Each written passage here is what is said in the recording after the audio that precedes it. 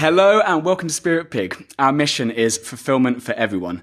The goal of this show is to introduce you to the people and ideas that will help you live truly fulfilling lives.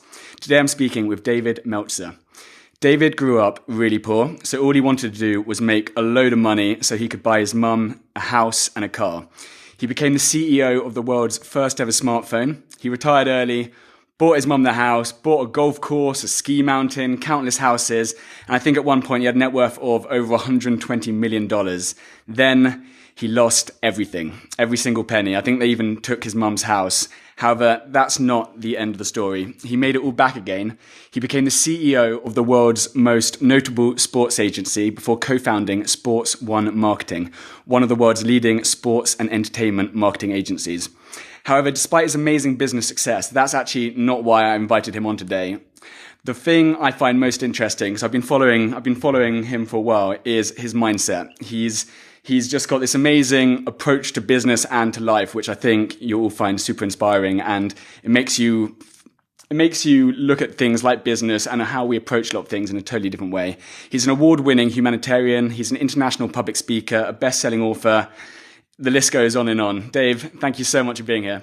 Oh, wow. You know, as my mom would say, her other kids are doctors and lawyers. So that was a hell of an introduction. Thank you. One thing, I was checking out lots of your stuff online, and one thing, this story made me laugh. Where even though I think you were doing really well at the time, you would be walking around every day with socks covered in holes. You wore the same pair of socks every single day for 3 years because you thought they were lucky. And so it was, I think you were in New York, you were in the East Coast, it was covered in snow and you had shoes with holes in them and you had socks with holes in them. Yeah. I love that. You know, it's funny because I still have that personality trait. People ask me, I have these bracelets, I trace calligraphies, and, people ask me, well, does it work? And I'll say, look, there's only two things I know about good luck or what you believe works is one, what's the risk? And two, does it work for you? And, it took a lot of courage to stop wearing those socks and shoes after all those years. I actually also wore the same suits. I was given a hand-me-down 3 suits from my dear friend because when I started my first job, I couldn't afford anything. I had $100,000 in law loans, and I literally, to interview, to start my job, I had to borrow hand-me-down suits. And I just, everything was working so well from day one. I didn't want to change it. And so, I went ahead and started breaking those trends and picking up some new things to really establish good luck and good karma and a good mindset. Everything in your life, as I mentioned in the intro to start with, was about being rich. It was about having money. Your whole identity was success. And then going from that to bankrupt, obviously that was a massive moment, but how did, more in terms of the actual identity, when did your identity change? Was it like, I know you started already working for the sports agency, so I think when the bankruptcy actually happened, you were already on the road to building your life back up. But tell me about your identity and how that shift. Yeah, so I call it a quantum shift, and it happened about 2 years before I actually had to claim bankruptcy. The quantum shift started by, first of all, several different moments of warnings in my life. The first was when I was 30 years old. You may have heard this story, but my father was not around growing up. He was my hero when I was 5, but at 10 years old, he forgot my birthday, and it was crushing. And because he was so hurt, the worst thing he did was tell me that he didn't forget my birthday, but instead he didn't believe in birthdays. So for all the next years, my father ignored what to me was a significant day because he wanted to prove that he was right. He had several ego issues. But at my 30th birthday, my first warning came. And that was my dad gave me a birthday present that said, please give me a call. Happy birthday to a son who's just like me. And I opened it up. It was a beautiful blazer. And I called him up. And as I'm calling him up, I'm trying the blazer on. And I'm so touched because the blazer fits me perfectly, which means he actually took the time to call my wife and figure out my size. But moreover, I opened it up as I'm talking to him, and everything's torn out on the inside, the lining, the pockets, everything. So I immediately go to a really dark place, a place of hurt and shame. And I'm like, Dad, why'd you do this? Are you punishing me for something else now? And he said to me, no, I'm worried that you're just like me. That jacket's not for wearing. It's for putting in your closet and looking at every day to remind you I'm like, remind me that you're a jerk? And he said, no, to remind you that you can't take anything with you when you're gone. I don't want you to be the richest man in the cemetery. And, he said, I'm sorry, but you're just like me, and I'm worried about you. And that resonated a little bit. A couple of years later, my wife and my best friend both gave me warning shots that my best friend told me I was surrounding myself with the wrong people and he didn't want to hang out with me. And I lied to myself and said, yeah, but I'm not doing what they're doing. And he said, don't lie to yourself. You can lie to me. And then the final straw was my wife telling me she wasn't happy when she caught me lying and coming home late at night and intoxicated and other things. And that's 2 years before the bankruptcy that I went back from my wife's support and took stock in who I was. And that quantum shift to live in gratitude, empathy, accountability, and effective communication, to start living my life by shifting the paradigm of value, to be of service, changing my prayer in the morning to make God put 10 people in front of me I can help, trusting the universe that value will come my way, living a passionate, purposeful, and profitable existence. And all of that has really helped me accelerate. The hardest part of going bankrupt was going to tell my mom I lost her house.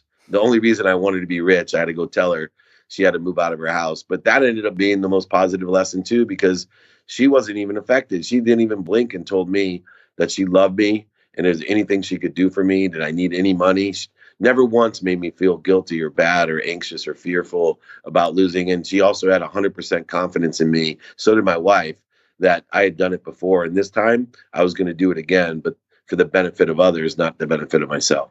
I think what's interesting is that you don't shy away from talking about things like, the universe, like energy, putting stuff out there. One thing I found particularly interesting is when you talked about the universe doesn't know size. So you believe it's just as good to pick up some trash and throw it away, put a trolley back at the grocery store than it is to give away $1 million. So this idea of a big deed or a small deed, that's a human construct. Say your whole focus, your mindset is about gratitude, it's about adding value, try and make the pie bigger for everyone. Give. When you decide to ask, be it like you've got your vision board, your goals, this is what I want to do, why is it so important not to sell ourselves short by just only asking for small things? Why should we ask big? Yeah, so because there's enough of everything for everyone, and if you really are more interested than interesting, then you should be a big enough vessel to ask big so that it can come through you for others. I'm an appreciator with a duality. Most people think of appreciation as just being grateful. Not me. I believe in the true sense of the word appreciation, which is be grateful for what I'm able to attract to myself as much as I can and allow it to come through me and add value. Appreciate what I've attracted. When your house appreciates, it adds value. So when I'm grateful for what I've received, I sit in a state of receivership for others. Things, they can't come. I'm not a victim, so nothing happens to me, right? Nothing happens to me. I used to be someone that everything happened for me, but I wasn't big enough. Therefore, I couldn't ask big enough. But when I'm in receivership and I allow things, appreciate everything that comes to me, I'm so grateful, and then add value and appreciate what I've received so I can give it to others, then the more that I ask for, the more I can give for others. So why would I ask small? And we don't know on the reciprocity of that. We don't know the ripple effect of picking up a piece of trash or putting a shopping cart together. I'll tell you, I was at the beach at my beach house this weekend, and I am energetically pulled to help people. And I noticed a gentleman sitting on the beach, obviously homeless. And I'm all the way, maybe a half a mile when I first recognized down the beach. And I walked all the way over, came over, startled him. I could tell he was a little afraid, but I gave him money without a request. I walked all the way over and I said, hey, I saw you over here. It looked like you needed help. How can I be of service? Can I give you some money? And he lit up, and you never know, right? That's a little deep. But you never know that little act could change something in his mind that gives him faith that, God, this isn't a bad place. Maybe I should treat myself better. There are people that care about me, right? And I see things only we sense little and small, but it's a touch of favor that you can not only receive, but give to others by appreciating the touch of favors that you've received and change their lives in a whole way you'll never know. Yeah, absolutely. I love the You can't even, because when you just give freely, when it's not an exchange, it's not to give to get. When you just give freely, then even though this isn't why you're doing it, these crazy coincidences, like amazing chance encounters, like literally, like life becomes so incredible when you just give, and then suddenly things just start flowing, and like you can't necessarily articulate why, and it sounds a bit like woo-ha, but just life just makes sense, and it flows, doesn't it? That's the key word right there. The understanding of flow demands that you trust the universe and you're a vessel to put things through and appreciate. When you understand and can even articulate the word flow, right? This flow, that we're in this flow. And that's why it's so important to be in receivership and give away what you have, because you don't know what you have until you've given it away. And that's true about gratitude. It's true about accountability. It's true about forgiveness. And especially it's true about any physical, material, monetary things that we have. You don't know what you have until you've given it away. And you truly can't add value to it until you've given it away. And we're only so big. So if you're trying to hold on to things and live in a world of not enough or more than enough or a universe of scarcity, all you're doing by putting faith into those things is making sure that your life always is full of not enough, that you never have enough. And that's why so many people that have so much find themselves empty, find themselves with addictions and obsessions, find themselves unhappy and unfulfilled, which is the lesson that I learned as I dreamed and had a passion and a purpose to be profitable, to buy my mom a house and a car, to always have this ability to allow things to come through me for others. And then when I started having them just come for me after I bought my mom the house and the car, there wasn't enough. So I bought more things and different things. And I'll tell you, every single day I lived less and less fulfilled. I didn't live with passion and purpose. I had profit, but sooner or later it was overflowing. And what happened is that I felt empty and therefore trying to fulfill it with things that don't matter. And I had to shift that paradigm. I had to have a quantum shift. I had to elevate my awareness. I had to learn about the ego, learn about time, learn about meditation, learn about peace, learn about understanding to not react, but to go back to center so that I could build my vessel big enough to hold and allow things to come through me for the benefit of others. And that's where I live every day. I have a real simple philosophy. I rush into my office and I rush home. I rush to appointments and interviews and speaking engagements, and I rush home. I am so excited. I would tell anyone, if I could give you one simple lesson that I'm practicing every day, is that I get to do attitude. You know, my wife, once again, who's so enlightened, pointed it out to me when I had to drive. I was traveling for like 6 days. And first thing when I got home, she told me to pick up my 14-year-old on a carpool. And I'm like, I got to go pick her up. And she looked at me like, I thought you are a guru. I thought people watch your videos. Are you kidding me? Like, you got to go pick her up. All I hear from you is how much you love, appreciate, and want to be with your 14-year-old, and she won't give you the time of day. I'm giving you an opportunity to be with her for a half an hour, one-on-one, just the two of you, to learn more about her, connect to her emotionally, allow you to show her, not tell her, how to live your life. And your reaction is, I got to do it. Shame on you, right? You get to go pick up your daughter. And it clicked in my head. Come on, David. I know you're a hypocrite. You got lessons to learn. You get to do everything. Find the blessings in everything and everyone, and your life will be extraordinary, extraordinary. Appreciation is extraordinary, right? Adding value, being above a higher vibration. So allowing you to liberate others, to elevate others, to liberate and elevate yourself. I found a really interesting point. You have mentioned the idea of world of not enough. 3 types of energy states that people often live in. I love that bit because it made it really clear, because immediately you knew where your mindset is, you knew what people you interact with. 3 types of energy states. Can you share them? Yeah, one is a world of not enough. And it doesn't matter how much you have. It's a mindset of living in a world. There's always more. I need more. I need more. I never have enough. Then there's the world of just enough. And there's a majority of people that live in the world like, I just have enough, right? I just got enough. If I just could do this. And then there's the world of more than on the just enough. Yeah. Is just to flesh that one out. Would that be a perfect example of they've just got enough money till the end of the month, but they're always living paycheck to paycheck? Is that the perfect example of the world of just enough? Perfect example. And Okay. they limit how much they could give to others because they think that they only have just enough for themselves to get by. Gotcha. Food, housing. Yeah, a lot of Americans live in the world of just enough. And I lived there. If I just had enough to buy my mom a house and a car, right? That was my world, just enough. And then I started moving to, the world where of not enough, even though I made so much. There was just not enough. I needed more and more and more, different things and more, and it's so empty. But then the world of actually more than enough. And there's so many examples. There's an island of people that have lived and survived, 200,000 people that live and survive off of trash. But they live in a world of more than enough. They created a complete universe around everyone has more than enough of everything for everyone. Kenya, where I do a lot of work in the Bogani and the Masai Mara, it's amazing, right? Everyone's smiling. It's a world of more than enough for everyone and everyone. They create all types of different systems. That abundance, that philosophy of enough of everything for everyone allows you to get into the flow, right? You got to empty your vessel. There's no way you're emptying your vessel for, an appreciation if you don't live in a world of more than enough. You certainly can't do it in a world of not enough, and you rarely do it in a world of just enough. Even people that live in just enough and give, they only give as if they have just enough, right? I see it all the time. They don't abundantly give.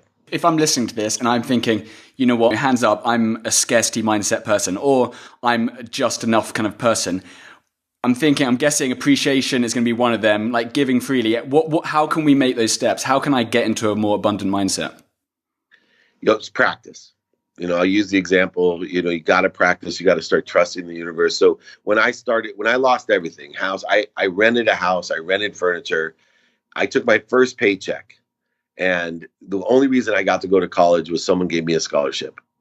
And so I took part of my paycheck, and Warren Moon, Hall of Fame quarterback, had a Crescent Moon Foundation where he gave scholarships to kids based on their community give back. I went to my high school to give a scholarship with that money. I asked my wife, is this going to be okay? Because she was pregnant with my fourth child, my son, 3 daughters that weren't even, 15 yet. That means college, graduate schools, weddings, etc. We didn't own our own houses or cars. And yet I gave that check. And I asked her, is this okay? And her response was, oh, you're finally getting it. That's what she said to me. I go, yeah. She goes, you trust the universe. I go, I do.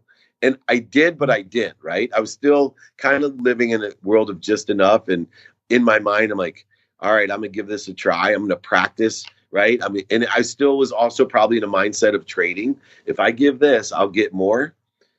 Unconditional giving is not trading. And what happened is I kept practicing. And every time I wrote a check, my wife did say, if you really trust the universe, double the check. And I said, I don't trust the universe that much. I did.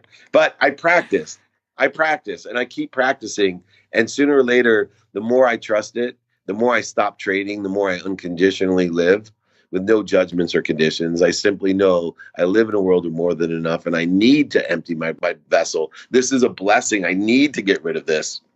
I need to help other people more than I have everything I need. If I didn't have everything I need, I wouldn't be here, right? Everything else is just a condition or a judgment of what I think I want. It's an illusion of some sort of ego-based thing that's going to make me feel good. But I know one thing. There's only one truth that makes you feel good, and that's to give. Give your love, give your money, give your time. Giving's the most extraordinary thing, spiritually, emotionally, biochemically. If you give, serotonin is even released in your brain and it makes you happy. It's released into the person's brain that receives it and makes them happy. But even cooler than that, everyone that witnesses it, serotonin is released and it makes them happy. So I want to be in that spirit. I want to be in that energy of abundance, of more than enough. I want to have enough of everything for everyone, and I want to be one of the vessels to allow it to happen.